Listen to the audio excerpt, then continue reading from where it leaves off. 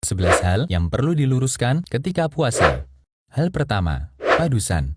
Menjelang bulan suci Ramadan, kaum muslimin di Indonesia melakukan ritual padusan. Mereka anggap itu untuk membersihkan jiwa dan raga, agar terbebas dari segala dosa. Ini adalah budaya yang tidak sesuai dengan Islam. Islam tidak pernah mengajarkan membersihkan dosa dengan cara padusan. Hal kedua, nakar.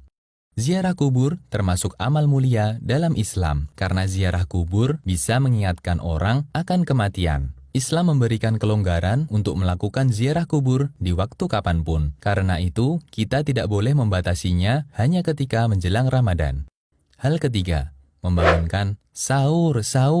Banyak daerah memiliki cara berbeda untuk menunjukkan waktu sahur. Ada yang memukul tiang listrik, kentongan, teriak-teriak sambil membawa rebana, dan lain-lain. Padahal Islam telah memiliki cara sendiri untuk menunjukkan waktu sahur, yaitu azan awal sebelum subuh. Lebih baik kita melakukan sunnah daripada melakukan tindakan yang mengganggu istirahat masyarakat.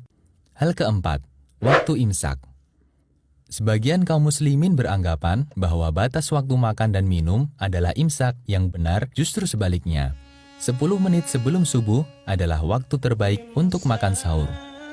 Amr bin Maimun menceritakan, dahulu para sahabat Nabi Muhammad SAW adalah orang-orang yang paling segera berbuka dan paling telat sahur. Hadis riwayat Baihaqi. Hal kelima, mengeraskan bacaan niat puasa. Sobatku, niat letaknya di hati, bukan di lisan. Karena inti niat adalah keinginan untuk melakukan suatu amal. Jika seseorang sudah ada keinginan, berarti dia sudah berniat. Rasulullah SAW tidak pernah mencontohkannya. Hal keenam, sikat gigi ketika puasa.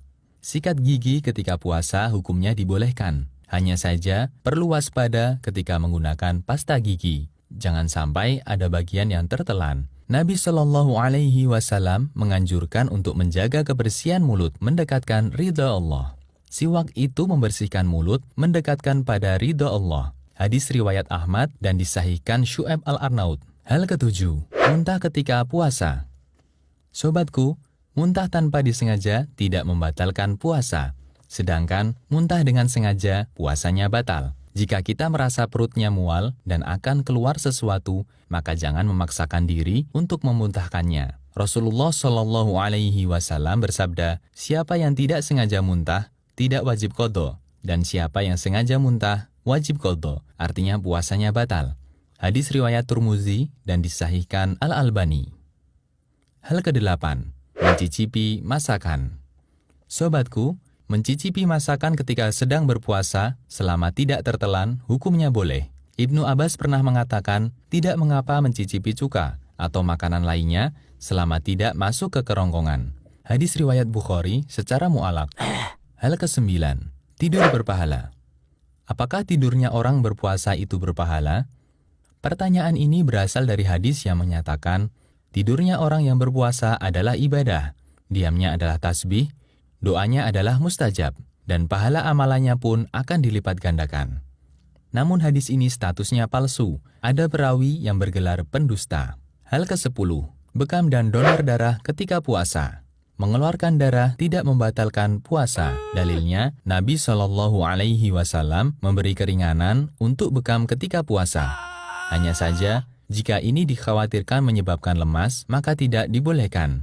Sahabat Anas bin Malik pernah ditanya, apakah kalian membenci bekam bagi orang yang berpuasa? Anas mengatakan, tidak, kecuali jika bisa menyebabkan lemas. Hadis riwayat Bukhari. Sobatku, bagi yang ingin bekam dan donor darah, disarankan untuk dilakukan malam hari atau mendekati waktu berbuka. Hal ke-11, kesalahan doa berbuka puasa. Allahumma laka sumtu. Sebagian masyarakat Indonesia berbuka puasa dengan membaca doa Allahumma laka sumtu wa bika amantu wa ala rizkika aftartu birahmatika ya arhamar rahimin. Doa tersebut dinilai dhaif oleh sebagian ulama. Doa sahih yang diajarkan Rasulullah SAW adalah sebagaimana diriwayatkan oleh Ibnu Umar. Lafaz doanya adalah dhahabadz dhama'u wa batallatil uruqu wa sabatal ajru insyaallah. Demikianlah 11 hal yang perlu diluruskan ketika puasa. Semoga Allah memudahkan kita untuk meraih banyak pahala selama menjalankan ibadah di bulan mulia.